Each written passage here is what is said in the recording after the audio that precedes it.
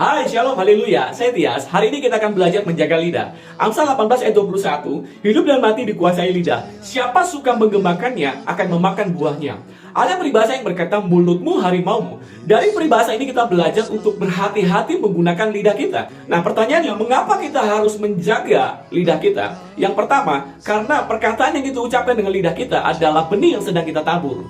Ada seorang ibu yang kalau marah pada anaknya, dia selalu berkata, hati-hati nanti kamu ditabrak mobil. Dari hari ke hari, minggu ke minggu, bulan ke bulan, tahun ke tahun, dia selalu mengucapkan perkataan yang sama terhadap anaknya. Dan pada saat anaknya beranjak dewasa, anaknya itu bekerja di salah satu kepolisian, saudara. Dan ketika dia keluar dari kantor kepolisian, dia ditabrak mobil dan kepalanya pecah. Perkataan yang kita ucapkan hari ini tidak langsung terjadi hari ini, tetapi akan kita tuai di hari yang akan mendatang. Sebab itu saudara perlu berhati-hati dalam bertutur kata. Ada seorang istri yang selalu marah pada suaminya dan dia berkata, kamu suami yang gak berguna, kamu suami yang tidak bertanggung jawab. Ada juga seorang suami yang marah kepada istri. Dia bilang, kamu istri yang gak berguna, kamu istri yang tidak ada baiknya. Dari hari ke hari, setiap hari mereka bertengkar, mengucapkan perkataan yang negatif. Dan akhirnya mereka menuai dari apa yang telah mereka tabur selama ini, saudara. Yang kedua, kenapa kita harus menjaga perkataan kita atau lidah kita? Karena perkataan akan menentukan hidup kita diberkati atau tidak.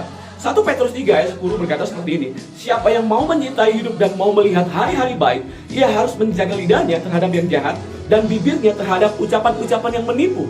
Ada orang yang selalu mengutuki dirinya, saya gak punya uang, keadaan saya memang sudah seperti ini, saya orang yang miskin, maka akan terjadi seperti apa yang dia ucapkan. Harusnya Anda memperkatakan sesuatu yang positif tentang diri saudara. Sekalipun keadaan tidak baik, saudara harus memperkatakan sesuatu yang positif terhadap diri saudara. Sekalipun hidup saudara belum diberkati, berkatalah bahwa saya diberkati, saya diciptakan diberkati oleh Tuhan. Keadaan saya baik, sekalipun keadaan tidak baik. Percayalah bahwa apa yang mengucapkan mengandung daya cipta yang baik terhadap dirimu sendiri, saudara. Yang ketiga, kenapa kita harus menjaga lidah kita atau perkataan kita? Karena Tuhan memperlakukan seperti apa yang kita katakan. Bilangan 14 ayat 28 berkata seperti ini, katakanlah kepada mereka, demi aku yang hidup, demikianlah firman Tuhan, bahwasanya seperti yang kamu katakan di hadapanku, demikianlah akan kulakukan kepadamu. Wow, ini keren saudara. Tuhan akan melakukan seperti apa yang kita ucapkan, apa yang kita katakan kepada Tuhan. Jadi perkataan itu adalah doa kita yang sedang kita naikkan kepada Tuhan. Kalau saudara memperkatakan sesuatu yang buruk terhadap dirimu,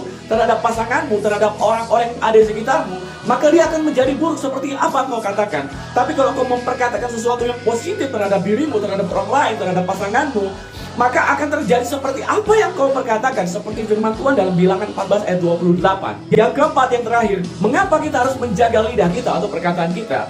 Karena setiap perkataan harus dipertanggungjawabkan. Matius 12 ayat 36-37 berkata seperti ini, saudara. Tetapi aku berkata kepadamu, setiap kata yang sia-sia yang diucapkan harus dipertanggungjawabkan pada hari penghakiman.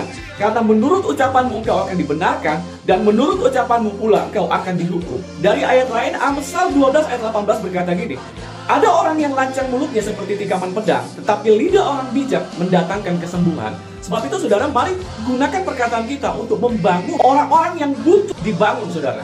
Jangan gunakan lidahmu untuk merendahkan orang lain. Jangan gunakan lidahmu untuk menghancurkan orang lain. Lidah itu tidak bertulang, tetapi dapat menghancurkan tulang-tulang orang, dapat menghancurkan semangat orang lain, saudara. Sebab itu pakailah lidahmu untuk memberkati, bukan untuk mengutuk orang lain. Karena perkataan adalah benih yang sedang kita tabur hari ini, dan kita akan tuai di waktu yang mendatang. Kalau kau ingin melihat hari-harimu baik, maka perkataanmu haruslah perkataan yang positif. Sekalipun keadaan tidak baik, terus ucapkan apa yang baik, karena kau akan melihat hari-hari hidupmu diberkati oleh Tuhan. Yang ketiga, Tuhan akan melakukan seperti apa yang engkau perkatakan hari ini, saudara. Karena perkataan kita akan dipertanggungjawabkan pada hari penghakiman. Orang yang kuat bukanlah orang yang dapat mengendalikan orang lain, tetapi orang yang dapat mengendalikan lidahnya. Tuhan Yesus menyertai memberkati setiap kita hari ini. Shalom, haleluya.